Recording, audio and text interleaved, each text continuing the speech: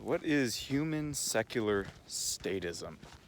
And why is it, in my opinion, the most dangerous religion?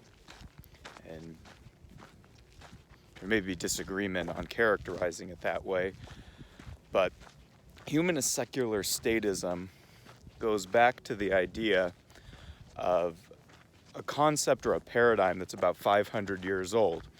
And it developed around the time of the 15 or 1600s, and that's the paradigm that we've all grown up with and kind of assumed, and it's kind of been the air that we breathe of our model for government, and it's that of the nation state.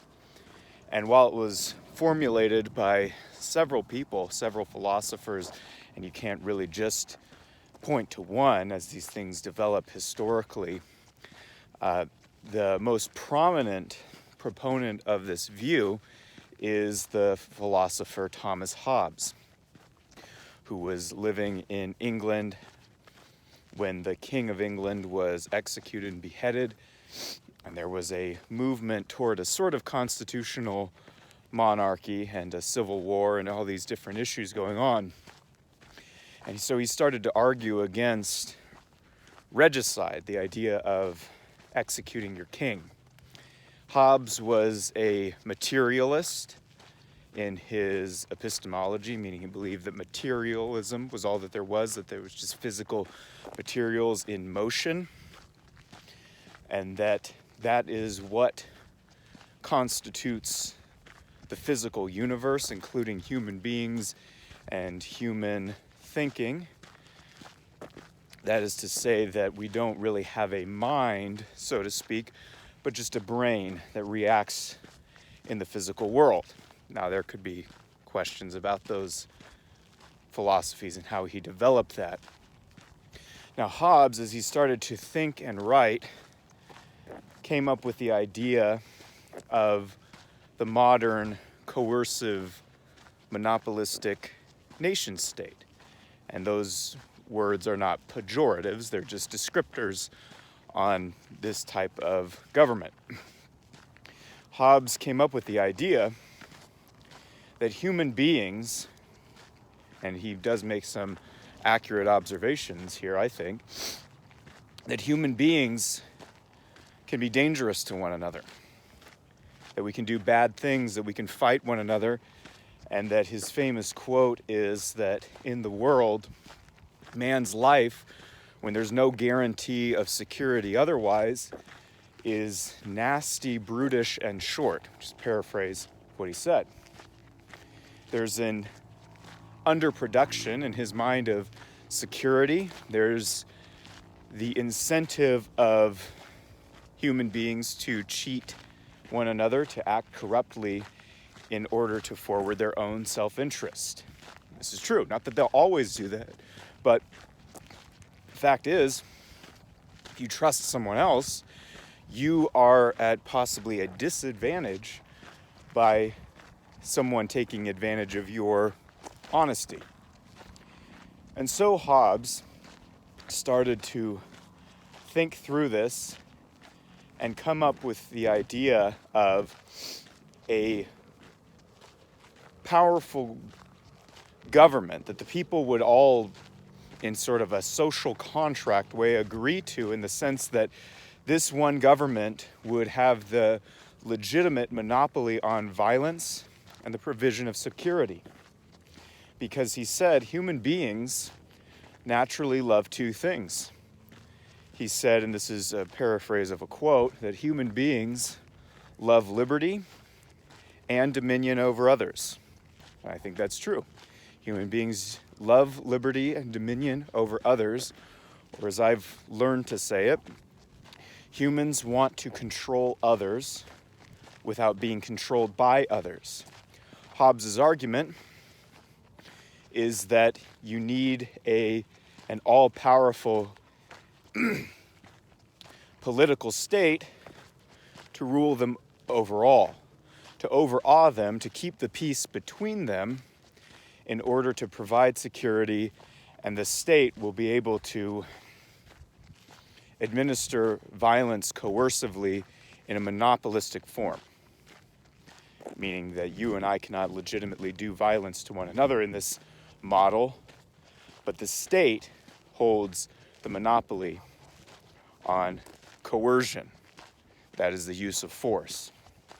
And so Hobbes developed this idea, and I've talked about this before, and I'll talk about it more at another time. But where is this? So this is kind of the background philosophy for what I believe is the, I won't say dominant religion, but is sort of the air we breathe culturally and contextually in the modern world when it comes to modern governments. This doesn't mean people abandon and disavow other religions or would even characterize this, what I'm describing, as a religion of humanist secular statism.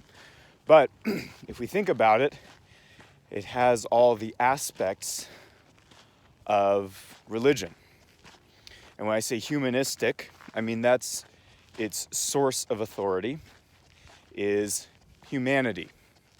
Human beings are the source of authority, where man is the measure of all things. Man is the standard by which truth, justice, right and wrong are measured, and that ultimate political authority is based in man, is based in human beings. That being the case, then, the more human beings who agree in a social contract together hold more power and therefore more authority, authority being the quote-unquote right use of power. And if we assume as the ultimate authority that human beings are the standard and the basis for true authority, which is the right use of power, then that amounts to that whatever human beings happen to be in charge, or in a more democratic form, the majority of voters, they determine what is right or wrong, just or unjust, and how power may rightly be used.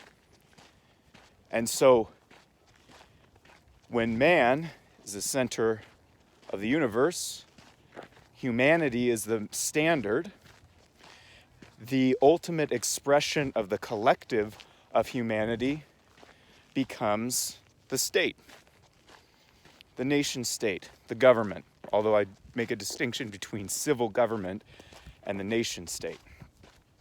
Therefore, since the nation state in this model is a self-justifying end, meaning it's not something that gets you to another goal, which I argue civil government has another goal that it serves, the nation state is the ultimate goal because it's the ultimate authority. And it's the ultimate expression of the authority of humanity, at least in a territorial region. So that means that it may determine what is right or wrong, just or unjust, based on the will of political elites who drive the state. Which means there are no fundamental rights, there are no fundamental standards, there are no fundamental issues. It's really what the state determines to be expedient. And that no one has a right to be upset with it, even if it decides that slavery is more beneficial to the majority, and so they decide to exercise their authority in that way, which is and ought to be a crime against human beings and their freedom and liberty and individual rights. But in the nation-state model, with humanity being the ultimate political authority, and that true political authority is based simply in the will of the people, expressed in political elites in a nation-state, then it becomes the center and determines everything else. And so this is humanistic.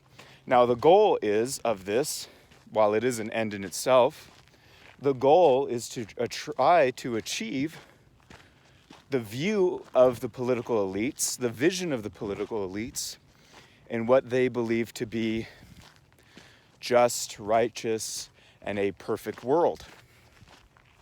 And they believe that with their control and enough power, that they can move toward perfection. They can move toward salvation. And so what this ends up being is a messianic view of humanity and the state that believes and assumes the perfectibility of human nature, that the state will now become the engine of salvation to bring about peace, justice, righteousness, reversal of curse and limitations, the perfection of human beings and their salvation, and ultimately lead to a perfect society, a heaven on earth, eschatologically, and an apocalyptic loss of salvation with that lack of power.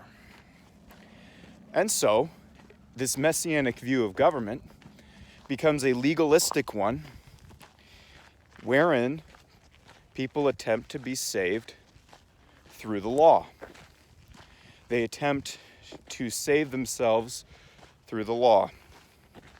So while this is secular, humanistic, human is the authority, secular is the relationship to other religions, or the relationship to God. It may or may not believe in God or the people, but only as really just a means to its ultimate end. And then statism, that the state is the end of all things, and the Savior, the definer of good and evil, and the Savior that, if just given enough power and influence, will bring about a perfect world. Humanist secular statism. Now, there are many presuppositions underneath this. However, I think it doesn't go without saying, but this is a very dangerous view. And when elites are given this power, human beings that are corrupt and corruptible, mistaken in error, you've added human nature plus power. And you've taken away the limits. However, this is the dominant paradigm that most of us are used to with government, is the nation state. It's assumed, it's taught, and we don't even know what it's to call it, but that's the way we kind of start thinking. And people hold to it with a religious zeal.